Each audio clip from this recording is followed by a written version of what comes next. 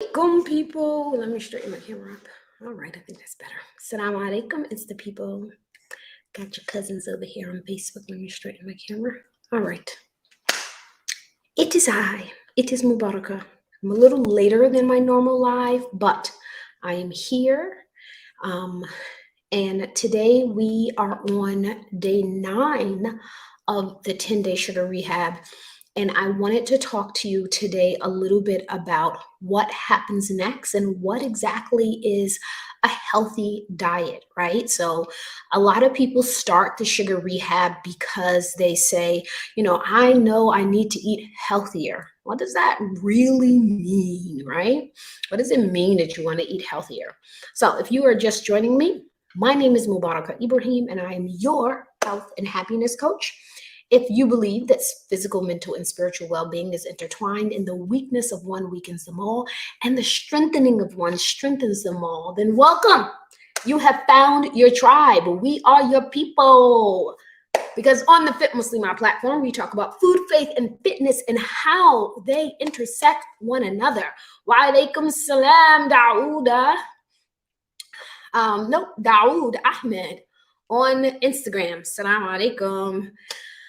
All right, people, today is day 9 of the 10-day sugar rehab. So at this point, you are the bomb if you have continued this rehab for 9 out of 10 days.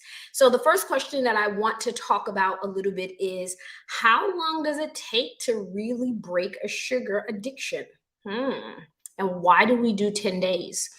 So there is some research that shows that it takes at least 7 days of cold turkey, no sugar, no sweetener for most people to break the addiction, right? When they surveyed people at 3-day point, at 5-day point, at 7-day point, and at 10-day point, they found that most people, if I remember the statistics right, it was about 80% of the people needed at least 7 days, right?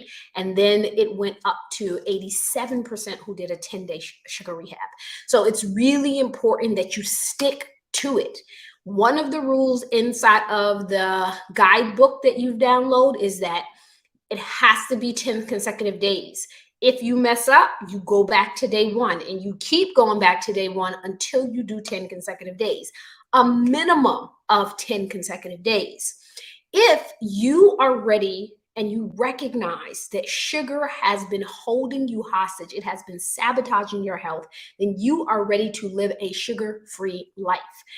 And go back to how human beings used to eat, right? So we're going to talk about what does it mean to eat a quote unquote healthy diet, right? So I want to start this with the context in which I am speaking.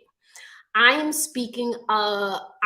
focus on, and my expertise is around metabolic syndrome. So metabolic syndrome is defined as, according to research, that most Americans actually cannot go without medication and have 5 things be within healthy numbers.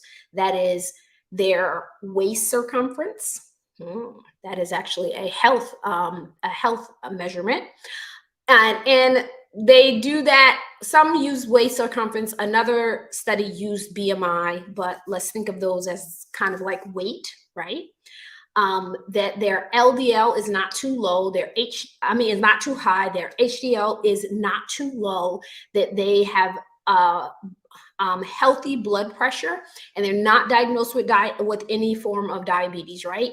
Most Americans are on medication for one of those things or have at least one of those things, which makes us compromised in metabolic health. So it is actually no big surprise that COVID ran rampant in our country, in America, because we were already sick. Okay, so when we talk about healthy, as I have said over and over again, I always say healthy in quotation marks, right? Because there's no such thing as universally healthy. There is no one diet for every single person. There's no one diet for every single person. There's no one food that makes everybody healthy, right? There's always going to be somebody who's like, I love peanut butter. I'm allergic to nuts. I love bread. Oh, I have IBS, right? There's no one food that everyone can eat.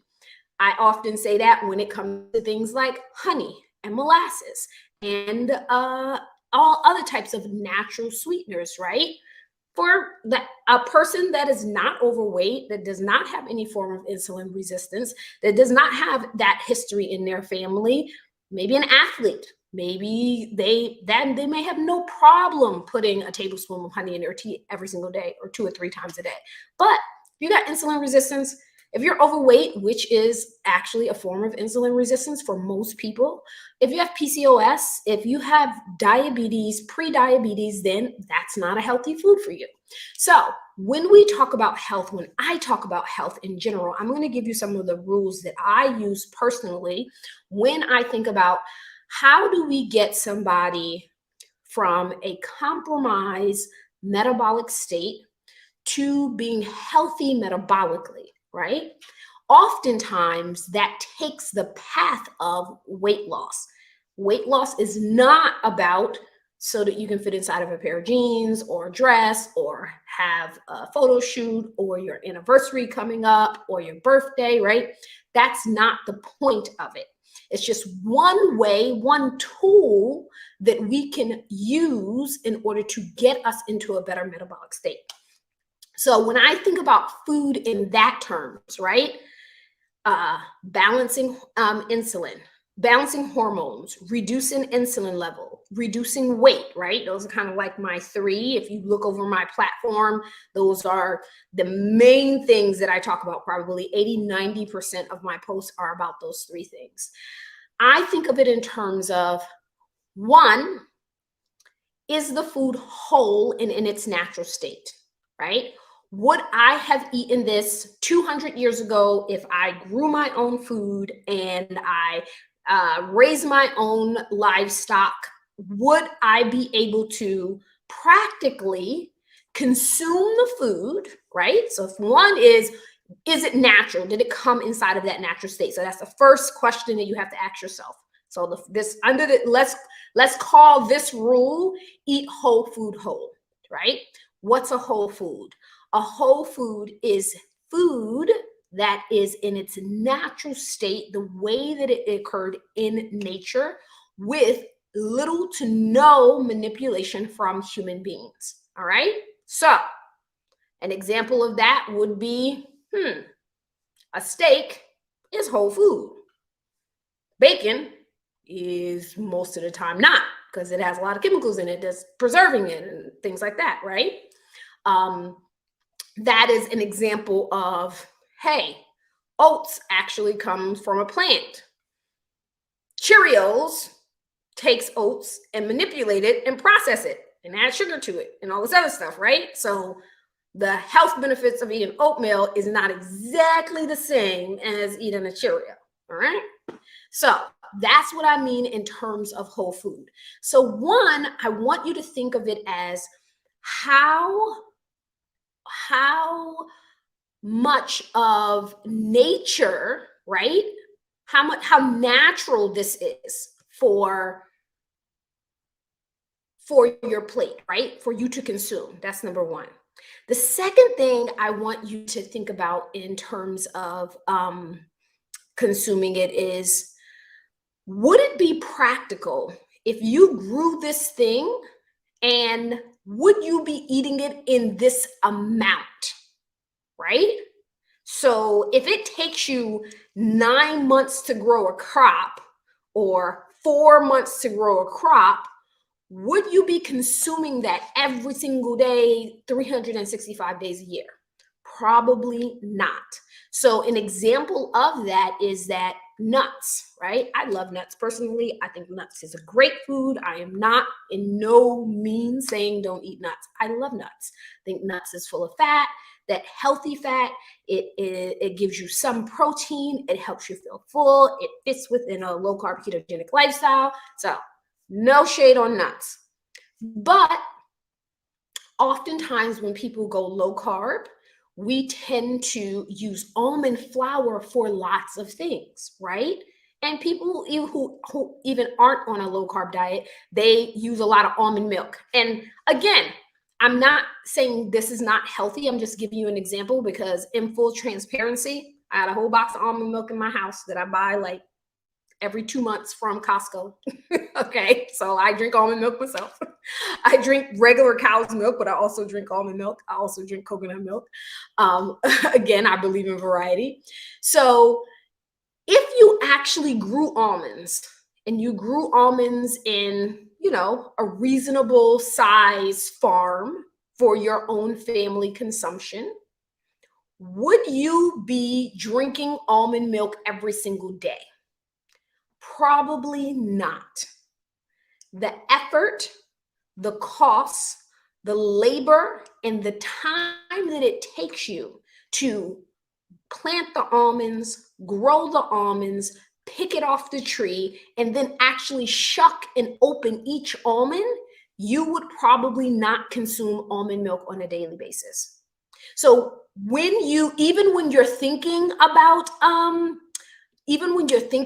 that, I want you to think about, am I eating more of this than I should naturally consume, right? So eat whole foods whole and eat them in a reasonable portion. That reasonable portion is what I actually consume this. Because I honestly believe like we as human beings, we have technology and we have modernity. However, it has worked against us because it has given us access to so many things all of the time, right? Obesity was not an issue when we grew and raised our own food. It's only when we developed transportation, right? When we started developing trains and cars and planes that I, in Connecticut, in the middle of the winter, can get an avocado from Mexico or an orange from California, right? Or a plant from China, right? 200 years ago, we could not do that, right? So I think of it in that term. Would you be eating this, right? So the next thing that I want you to think of is, would you be eating it? Would you be eating, not just that food, but would you be eating as often as you are eating? I often say on my platform that human beings are not meant to graze, right? Human beings are not meant to graze. We are not animals. And I always find it really, so this is just my own pet peeve. So I'm going to try not to go off on a tangent, but I do want to mention this because it's just like my own, like, why y'all keep saying that? We tend to always for some reason, compare ourselves to animals, right? Oh, well, the elephant is a vegan and it's the biggest animal in the world. And the cow eats nothing but grass and he is healthy and have lots of muscle and blah, blah. We don't have two stomachs like a cow. We don't have the digestive system that we can regurgitate food and then eat it again. So many of these animals that people speak to and say, oh, well, they're vegan and they're animals. And, we are human beings. So first of all, Allah raised us above the animals. And so we should not debase ourselves. That's the first thing. Second of all, biologically, we are not created like animals. Animals that are really big, despite the fact that they only eat vegetables, the reason why they're able to get the nutrients out of that vegetable is because literally they are digesting the food several times in order to squeeze every single bit of nutrient out of that food. We don't have that ability. Food goes through our system. If your body don't take nutrients the first time, it's gone, right? I actually learned this when one of my children he was allergic to milk, not to dairy. He was allergic to milk when he was a baby. He actually even developed an allergy to my own breast milk. And he had, for the first, I don't know, 3 years of his life, what they categorize as chronic diarrhea, which means that he did a bowel movement more than 5 times a day, like on a regular, right? And he was on a lot of multivitamins, calcium, magnesium. He was on all of these vitamins. I had to get all these prescriptions for vitamins for him because the issue that he developed is that his food was going through his body too quickly for his body to actually absorb most of the nutrients in the food. So it wasn't like he wasn't eating. He was eating, but he was nutrient deficient because his digestive system was so irritated that it would actually move the food through the body faster than it was supposed to go through the body, right? If we was a cow, that wouldn't be an issue. I'm just saying. Walaikum salam, Elizabeth. How are you? Alhamdulillah. So stop comparing yourself to animals, okay? You're a human being. Deal with the human biology, not an animal biology. All right, I'm going to get off my rant. Let's finish talking about our other categories of what makes a food healthy. So I'm giving you these categories again, these things to think about, because one, we have people with us from all over the world, right? So what I have in the United States, you may not have that plant in Nigeria or in the UK or in Kuwait, right? I want you to think about this when you are creating your menu for your family, when you're going shopping. Is this food whole, right? Is it not messed with the man's hands? Is this food something that I would consume if I grew my own food, raised my own cattle? All right, that's number 2. Number 3 is, would I consume this food in this frequency and portion if I did raise my own cattle and grow my own food, right? And we use almonds and almond milk as an example of that. The next thing is, would I eat this often, right? So again, I do not believe we should be snacking. Human beings are not meant to snack. We're meant to eat whole meals. We eat far too often. We should not be eating 3 meals and 2 snacks a day, right? There was a time when the nutrition community would tell people like, oh, this is what you have to do to lose weight. This is what you have to do. It keeps your metabolism running. That is untrue. We have proven that to be untrue through lots of research, literally hundreds of research studies about intermittent fasting. We have proven that to be untrue. Every time you eat, your insulin level rises. If you're eating 3 meals and 2 snacks a day, you are creating chronic insulin resistance. Your insulin, all of that chronic insulin is going to eventually turn into disease. Research shows that when people are diagnosed with type 2 diabetes, they actually show signs of insulin resistance 14 years prior to their diagnosis, right? So this is one of the reasons why recently, in the last 5 years, the medical community has actually lowered the A1C score for prediabetes and diabetes. They're trying to catch it earlier because they know that people actually develop this disease, starts showing signs of developing disease very early. Unfortunately, we actually have to get to the point where we're almost in full-blown disease before our doctor will do any type of intervention. Before that, it's up to us to know the signs of insulin resistance, to start making corrective habits in our eating and in our movement, right? And so that is what I try to teach you on this platform. So when we talk about what makes it healthy, right? All natural. And honestly, beyond you, obviously we're doing a 10-day sugar rehab. We want to remove sugar. It would not be an issue if you ate in this way, because nature doesn't put sugar in stuff. Either something like, it doesn't put, I should say, cane sugar and stuff, right? What you have, the natural occurring sugars, the way that it is structured, right? An apple, an orange, and that's going to get me to my next point. It is structured in a way that even when sugar occurs naturally in a food, the other components of the food actually mitigate and decrease the impact of the sugar, right? In most foods, things like people always talk about, oh, fruit. Now, I always say that this is an excuse that people make when I tell them not to eat sugar, and they're like, why can't I eat fruit? Because you're not overweight because you've been eating fruit. It ain't about the fruit, sis. So just stop. I'm just saying, okay?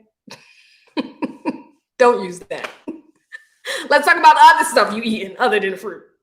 So when you are looking to create a healthy eating plan for yourself, right? Those are the categories that you want to think. And the last thing that I want to have you to think about is when you are consuming the food, would I naturally consume it in this manner, right?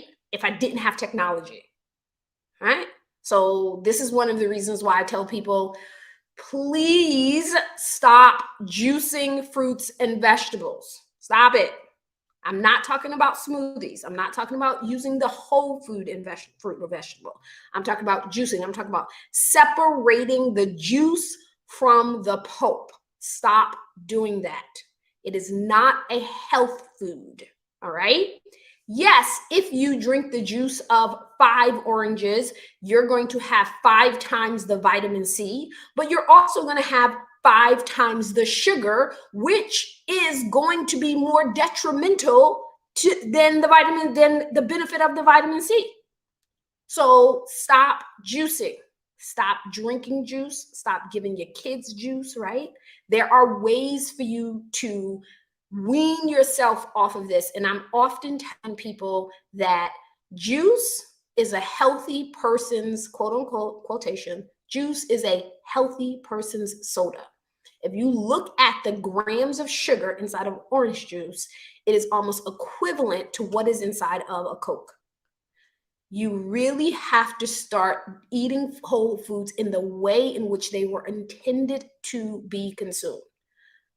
Nature does not juice fruits and vegetables.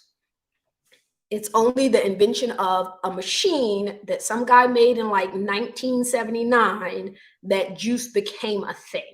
All right? Not a health food. And I will continue to say that. Juicing is not a detox and it is not a health food. So please be very aware of that. Again, juicing is not a detox and it is not a health food.